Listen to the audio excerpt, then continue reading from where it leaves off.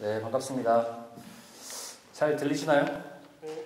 예, 이게 사이즈가 좀 작은 것 같은데 저나 최동진 집사님급 되는 머리가 큰 분들은 이게 쓰면서 맞을까 사실 좀 불안했는데 소리는 잘 들리는 것 같아서 다행입니다. 날씨가 급 더워졌습니다. 네, 갑자기 날씨가 더워져서 올 여름은 어떻게 지내나 싶습니다. 제가 일하는 롯데자이언츠 마켓에 에어컨이 저를 지켜줄 거라 믿습니다 라고 제가 적었는데요, 오늘 보니까 날씨가 또 선선해졌대요. 조금 무색하겠지만 일단 적었으니까 읽었습니다. 이번 주부터는 비가 며칠간 온대요. 그래서 아마 더위를 식혀줄 것 같습니다. 오늘은 본문이 좀 길어요. 사실 본문이 길면 PPT 만드는 분들이 조금 고생스러운데 제가 그걸 알지만 이야기의 짜임새를 위해서 본문을 좀 길게 잡았습니다. 간단히 오늘 본문의 스토리를 여러분 잘 아시는 얘기겠지만 살펴보겠습니다. 예수님이 4,000명을 먹이시는 기적이 일어납니다. 5병이어는 아니고 7병이요, 떡이 5개가 아니고 7개입니다. 물고기는 정확히 여기 몇 마리라고 딱 나오진 않았어요. 사실 작은 생선 2마리라고만 나옵니다. 오늘은 그냥 2마리라고 생각하고 2마리를 그냥 2마리라고 생각하고 그냥 7병이요라고 제가 부르겠습니다. 어쨌든 7병이요 사건이 멋지게 마무리되고 중간에 바리새파 사람들이 기적과 증거, 여기서는 이제 표적이라고 나왔는데요, 표적을 요구하는 장면이 나옵니다. 이 장면은 오늘 전체 흐름에서는 약간 어색해요. 그렇죠?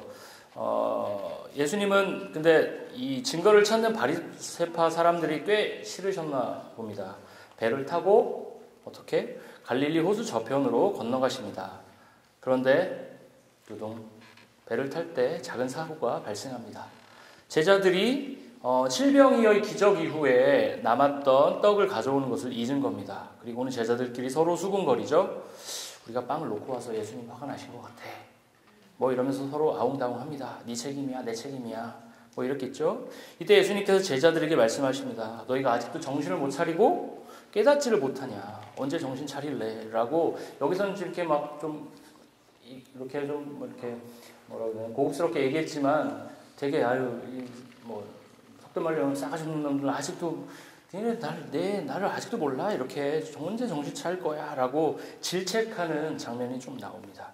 오늘 본문은 그렇게 마무리되고 있어요. 간단히 살펴보면 오늘 본문은 7병이어 사건과 제자들이 빵을 놓고 온 사건, 그래서 예수님께 혼나는 사건으로 크게 나뉠 수 있는데요. 먼저 7병이어 사건을 조금 더 자세히 살펴보려고 해요. 일단 오늘 본문이 되는 이 마가복음이라는 성경, 마가복음 8장이잖아요. 마가복음에 대해서 간단히 살펴보면 마가복음은 복음서 중에 가장 짧은 성경입니다. 16장까지 돼 있죠.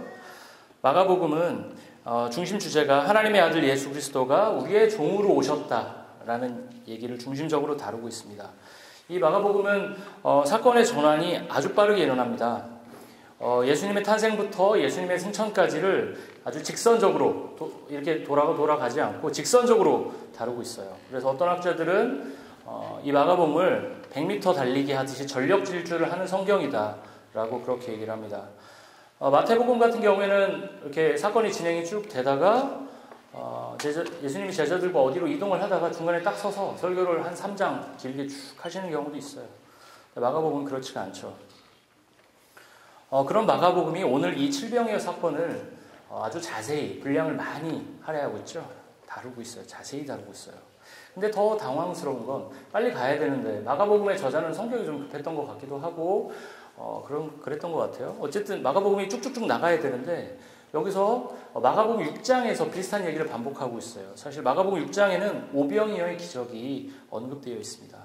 사실 비슷하잖아요. 떡의 개수, 남은 광주리의 개수만 달라졌는데 왜 비슷한 패턴의 사건을 또 한 번 마가복음의 기자는 적고 있을까요?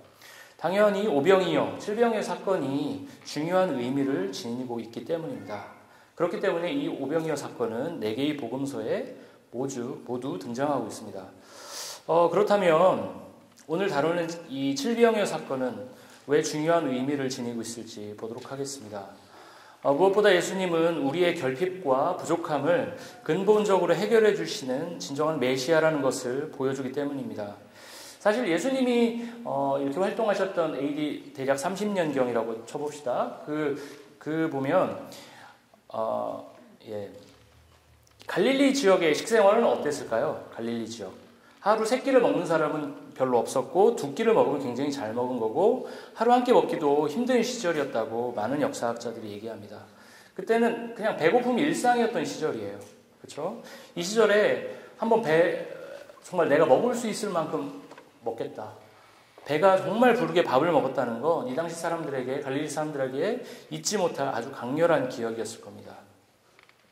밥퍼주는 사역 뭐 이런 거 많이 하잖아요. 밥퍼 이런 거 해보신 분은 아시겠지만 이제 뭐 이렇게 거기에 오시는 분들이 먹을 수 있는 기회가 많지 않기 때문에 한 번 드실 때 보통 성인들이 식사량의 3배 정도 식사를 하시거든요. 고봉밥에 한 2배, 한 요 정도 식사를 두께로 이렇게 드세요. 제가 가서 여러 번 갔을 때 이렇게 보면 탈날 것 같은데, 전 다른 거보다 저렇게 먹으면 탈날 것 같은데, 근데 탈은 안 나더라고요. 어쨌든 그렇게 식사를 하십니다. 왜 그렇게 많이 드실까요? 그렇게 먹을 수 있는 기회가 많지 않기 때문이에요. 예수님을 따라다니던 배고픈 이들을 일단 어떻게 하셨죠? 배불리 먹이셨어요.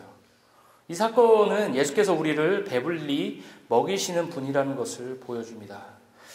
그 당시 가난한 갈릴리 사람들에게 배부르게 먹었다는 것은 모든 걸 다 가졌다라는 느낌을 받았을 거예요. 우리는 이미 배고프게 살진 않잖아요. 지금 막 당장 다음 끼니를 걱정하면서 살진 않잖아요. 그렇기 때문에 그 다음 차원의 욕구, 영화도 보고 싶고 운동도 하고 싶고 좋은 책도 읽고 싶고, 그렇지만 그 모든 것 전에 내 하루하루의 한 끼 한 끼가 만약에 살이 떨어져서 밥을 먹을 수 없는 지경이라면 밥을 배불리 먹는 것은 다 가졌다라는 느낌을 받게 했을 겁니다. 예수님은 배불리 먹이는 사건을 통해서 예수님께서 우리의 필요를 정확히 채워주시는 분이라는 것을 보여주셨습니다. 이 사건은 또한 예수님과 함께하는 하나님의 나라가 부족함과 결핍이 없는 완전한 샬롬의 하나님 나라라는 것을 보여줍니다. 샬롬이 무엇이죠? 샬롬. 우리의 모든 필요와 욕구가 완전하게, 완벽하게 충족된 상태를 샬롬이라고 한 단어로 표현할 수 있습니다. 사실 우리는 항상 부족합니다. 항상 불만족스러워요. 여러분 자신에게 100% 만족하면서 하루하루 사시나요? 그런 분들도 간혹 있으신 것 같긴 해요. 네. 근데 거의 없죠. 네. 거의 없습니다. 그런데 예수께서 완성하실 그 하나님 나라, 이미 시작했지만 완성되지 않은 그 하나님 나라는 그런 결핍이 사라지고 완전히 충족된 샬롬의 은혜가 우리에게 임한다는 것입니다. 잠깐이었겠지만 칠병이에 대한 기억은 그 사건을 경험한 사람들에게 강렬하게 남았을 거예요. 아까도 말씀드렸지만 저도 가끔 그런 생각을 해요. 제가 만약 그 4,000명 중에 한 명이었다면 나는 지금보다 예수님을 훨씬 더 잘 믿지 않았을까? 나도 그 당시에 거기서 예수님 무리를 걸으셨던 기적을 보거나 치유하는 현장에 있었더라면 내가 훨씬 더 예수님을 생생히 기억하면서 잘 믿지 않았을까? 그런 생각을 해봅니다.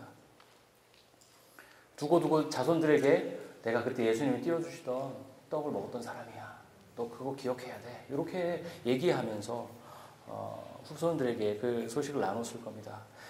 그런데 강렬했던 칠병이어 사건을 뒤로 하고 제자들은 예수님께 뭘 하죠? 꾸중을 해요. 혼을 내요. 왜 꾸중을 들었을까요?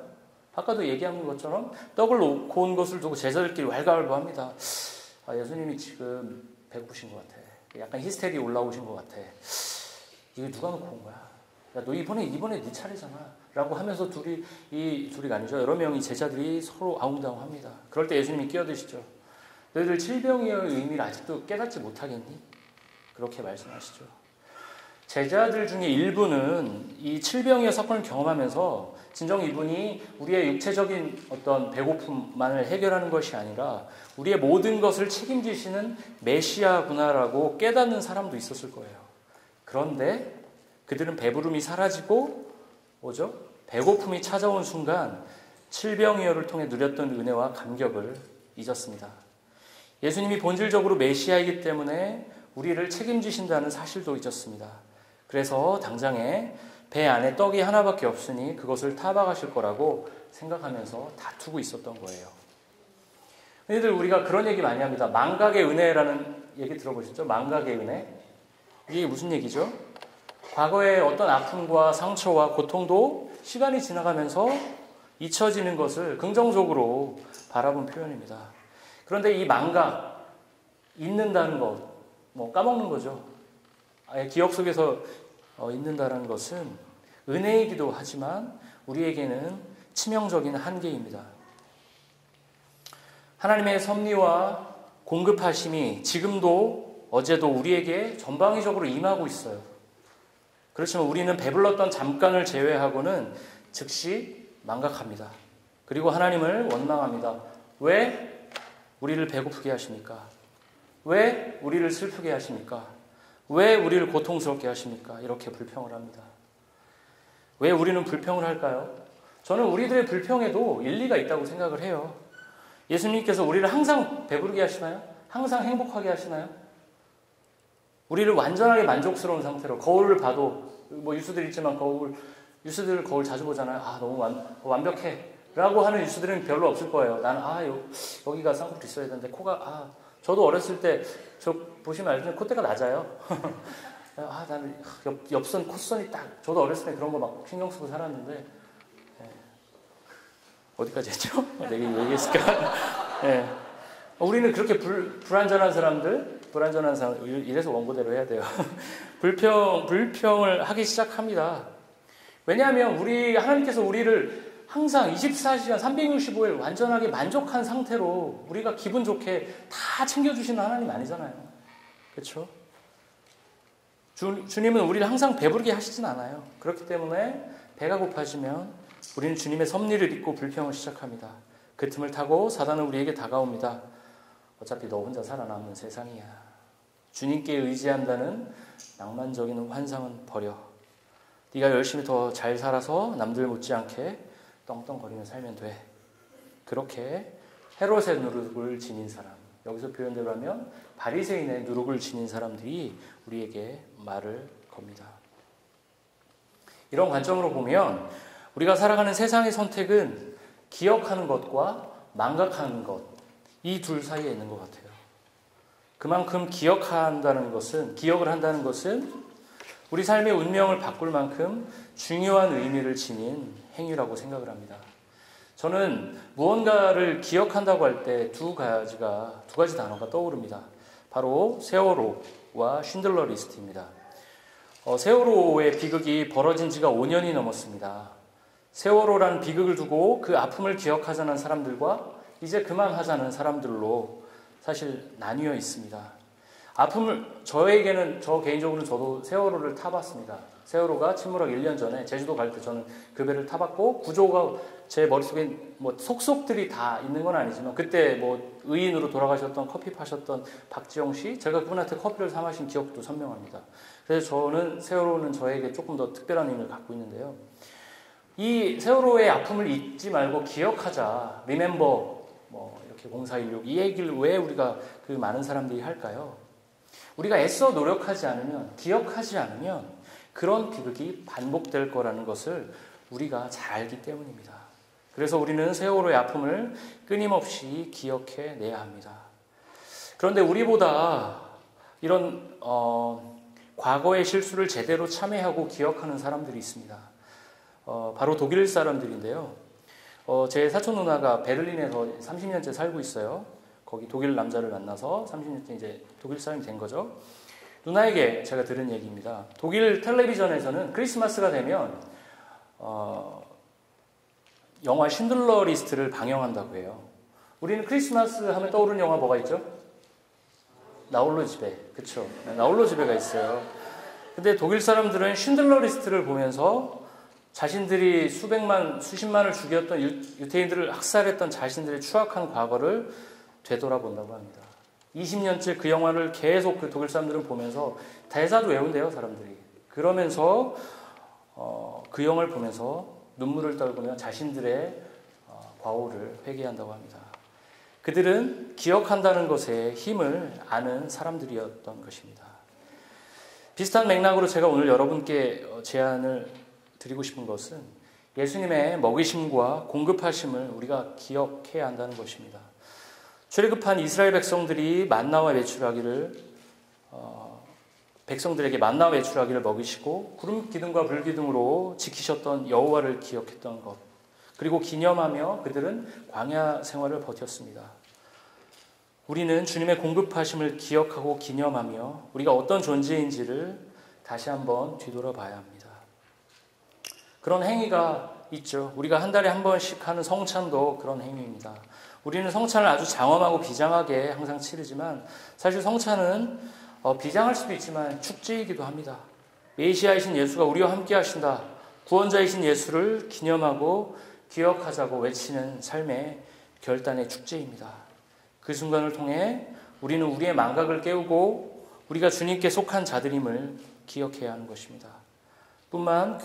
교회에서 치러지는 성찬뿐만 아니라 성도들의 식사 순간에도 우리는 주님이 서로를 통해 먹이시고 위로하고 계시다는 것을 기억하고 떠올릴 수 있습니다.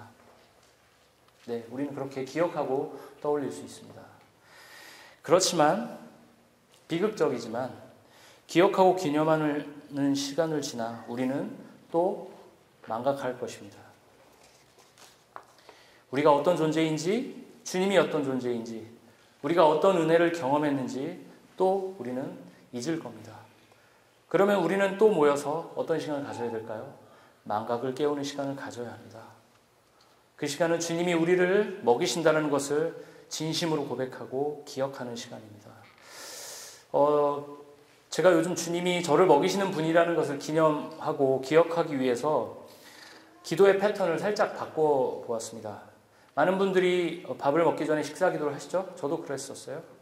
근데 저는 요즘에 밥을 다 먹고 주님이 나를 먹이셨다라는 것을 기억하기 위해서 기도를 해봅니다. 주님이 나를 먹이셨다. 스파게티를 통해서 나를 먹이셨다. 근데 물론 맛이 없을 때는 잘 먹었습니다로 끝내고 이렇게 이럴 때도 있지만요. 이 배고픈 순간에 식전 기도는 그냥 배가 고프니까 기도가 되지가 않더라고요. 제가 배고프면 굉장히 거든요. 그래서 저희 와이프가 저의 영어 이름을 밥으로 줬어요. 밥 달라고 한다고 밥. 그만큼 제가 밥 먹는 걸 좋아하는데 그래서 밥 먹기 전에 기도가 잘 안 돼요. 집중이 안 되고 그냥 밥을 먹어야지로. 근데 밥을 먹고 난 다음에 다 이뤘다 라는 순간이 임했을 때 그때 기도가 돼요. 그러면서 그때 천천히 하나님 나를 먹이시는 분이다. 나에게 공급하시는 분이다. 나에게 보쌈으로 나와 함께 하신다. 라는 거를 제가 그렇게 진짜 장난이 아니고 그렇게 기도를 합니다. 요즘에. 여러분도 한번 해보십시오. 좀 전에도 말했지만 우리는 주님의 공급하심과 은혜를 경험하면서 감격합니다. 그리고 또 뭘 한다고요? 망각합니다. 그러면 우리는 공동체로 모여서 우리가 주님의 공급을 경험했던 사람들이다. 우리가 그것을 잊어서는 안 된다고 서로를 격려합니다. 그게 바로 아까 말씀드렸던 성찬이고 성도들의 식사입니다. 오늘 본문에서 칠병이를 경험했던 제자들은 망각의 순간에 예수님께 꾸중을 듣고 있는 거예요. 사실 마가복음은 다른 복음서에 비해서 제자들의 연약함에 대해서 더 신랄하게 꾸짖고 있어요. 마가복음이 조금 더 까칠해요. 저자가 성격도 급하고 까칠해 보입니다. 그래서 제자들에 대해서 호되게 접근합니다. 마가복음이 그래요. 오늘 본문이 대표적인 케이스입니다. 그런데 그렇게 약해 보이고 믿음이 없어 보이고 은혜를 쉽게 잊는 제자들이 아름답게 성장해 가는 것을 우리는 교회사를 통해서 성경 말씀을 통해서 보았습니다. 은혜와 망각을 통해서 제자들은 길러진 것입니다. 여기에 우리의 소망이 있습니다. 망각하지만 우리에게는 또 다른 기회가 주어집니다. 망각을 거듭한 우리에게 함께 기억을 되새길 여러분들의 동료 그리고 공동체가 있고요. 포기하지 않는 주님이 과거의 은혜가 흐릿해질만 할 무렵에 새로운 힘을 우리에게 주고 계십니다. 그래서 우리는 성장해 갈 수 있는 것입니다. 거기에 소망이 있는 것입니다. 오늘은 어버이 주일입니다. 누가 한 얘기인지는 제가 정확히 기억이 나지 않는데요. 제가 인상적으로 들었던 얘기가 하나 있어요. 자녀는 태어나서 부모에게 철저히 의존하다가 어느 순간이 되면 부모를 평가하고 판단하다가 어느 시점이 되면 부모를 용납한다고 합니다. 여러분들의 자녀들은 지금 어떤 단계에 계신가요? 의존? 판단, 평가? 유스 시절로 가면 우리 부모님은 이렇게 쫙 이러고, 저도 그랬어요. 그리고 그 어느 시점이 되면 흔한 말로 뭐 철들었다 하는 시점에는 우리 부모님도 이렇게 연약한 분이지만 그래도 나를 키워주신 분이지라고 하면서 부모님을 용납하기 시작합니다. 부모와 자녀의 관계처럼 우리가 하나님과 맺는 관계도 사실 저는 비슷한 장면이 펼쳐진다고 생각을 하는데요. 우리가 예수님을 믿고 새로운 생명을 얻으면서 우리는 철저히 처음에는 의존하는 신앙생활을 시작합니다. 그러다 어느 순간 하나님을 평가하고 판단하기 시작합니다. 뭐 하나님이 이래? 나는 왜 하나님을 믿는 것 같은데 내 삶의 형편은 바뀌는 게 없어. 시급은 오르지도 않고 집은 넓어지지도 않고. 그렇습니다. 그런 불평을 하기 시작해요. 저도 그런 불만을 엄청 터뜨렸던 사람입니다. 여러분들이 저를 아시겠지만 그렇게 막 알겠습니다. 이렇게 고분고분한 사람도 아니고 네, 순종하겠습니다. 제가 이런 캐릭터는 또 아니잖아요. 그래서 하나님께 저는 대거리를 되게 많이 했어요. 네, 아브라함이 했던 것처럼, 모세가 했던 것처럼. 그게 막 그런 본문을 되게 좋아하고 막 따지는 본문, 그래 이거야. 그런 불만을 엄청 터뜨렸던 사람이에요. 그리고 근데 그런 단계가 지나면 하나님을 용납하기 시작합니다. 우리가 하나님을 용납한다? 이게 사실 신학적으로 말이 되는 얘기일까요? 별로 못 들어본 얘기이실 거예요. 저도 사실 해본 얘기가 없어요. 이번 설교를 준비하면 처음 써본 표현인데 저는 어느 정도 충분히 가능하다고 생각을 해요. 우리의 사고 안에서, 우리의 제한된 사고 안에서 하나님이 지금 우리에게 필요한 것을 완벽하게 채워주는 분은 아니잖아요. 저도 지금 차 바꾸고 싶어요. 겨울만 되면 차에서 비가 셉니다. 뚝뚝 떨어져요. 차 바꾸고 싶어. 저 맨날 이렇게 얘기합니다. 하나님이 바꿔주셔야 되는데 안 바꿔주시죠. 하나님 완벽한 하나님 아니구나. 저 이렇게 막 투덜투덜합니다. 우리가 결핍을 경험하고 저는 이렇게 약간 차 바꾸는 장난스럽게 얘기하지만 정말 극심한 고통 가운데 살아가고 있는 아까도 얘기했지만 세월호에 아이를 잃은 부모님들 어떨까요? 정말 그 사는 게 아닌 그 시절을 보내고 있는 그 사람들에게 하나님은 완벽한 하나님일까요? 그렇게 보일까요? 저는 전혀 그렇게 보이지 않을 거라고 생각해요. 그래서 저는 그런 찬양 있잖아요. 완전하신 하나님, 완전하신 하나님, 그거 있죠. 그 찬양이 사실 제가 좀 불경스럽게 들릴 수도 있지만 나에게 하나님은 괜찮기는 한데 완벽하진 않아. 저는 그 찬양하면서 그렇게 항상 생각을 많이 했었어요. 네. 사실 그렇지만 한번 요걸 부모님과의 관계로 대입해서 생각을 해봅시다. 우리들은 각자의 부모님을 존중하고 사랑하는 게 우리 부모님이 완전해서 그런가요? 우리 부모님 완벽해. 제가 유스들한테 물어본 적이 있어요. 자신의 부모님에 대해서 완벽하다고 생각하는 사람 손 들어봐. 딱 한 명이 손 들었어요. 제가 누구인지는 얘기하지 않겠습니다. 네. 그렇게 이렇게 강요받은 것 같아요. 어쨌든 그 부모님 완벽할까요? 제가 아는데 아니에요. 네. 하나님은 여러분에게 완전하십니까? 그렇게 진심으로 느껴진다면 너무 좋죠. 그건 너무 여러분 일부러 하나님을 완벽하지 않은 하나님으로 보실 필요는 없어요. 애써.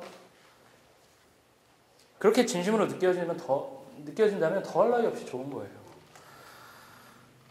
근데 저같이 그렇게 느껴지지 않는 분들은 불완전해 보이는 하나님을 용납하고 받아들이자고 제안하고 싶어요. 그분이 우리의 모든 순간에 우리와 함께 하셔서 우리의 모든 아픔과 고통을 제거하시진 않습니다. 하나님은 빈틈의 하나님이에요. 빈틈을 보이세요. 완전하신 하나님이라는 표현은 우리가 실제적으로 느끼는 감정 잠깐 느끼죠. 은혜를 받았을 때 살짝 느끼지만 우리가 실제적으로 매번 느끼면서 사는 감정보다는 완전하신 하나님이라는 표현은 우리의 믿음을 담은 선포에 가깝다고 저는 생각합니다. 그러나 하나님은 어떤 하나님이라고요? 빈틈도 보이시지만 우리를 충만히 먹이시기도 합니다. 우리의 필요를 채우시고 우리를 위로하시고 우리에게 새로운 희망을 제공해 주십니다. 우리의 부모님들이 완벽하지 않다고 해서 우리가 부모님을 버릴 수 없듯이 우리 하나님이 언뜻 보면 불완전해 보여도 보이지 않고 느껴지지 않는 시간이 너무 많아서 하나님이 실제로 계신가? 전 그런 의심 진짜 많이 할 때도 솔직히 말하면 가끔 지금도 할 때가 있어요. 그렇지만 그분의 섭리와 개입이 우리의 삶 속에 선명하게, 제 삶 속에 선명하게 다가온 기억을 제가 부정할 수가 없고, 그 기억들을 제가 끊임없이 기억해내려고 애쓰고 있기 때문에 그분은 우리에게 하나님이시고 우리의 구원자이신 것입니다. 이제 말씀을 마치려고 합니다.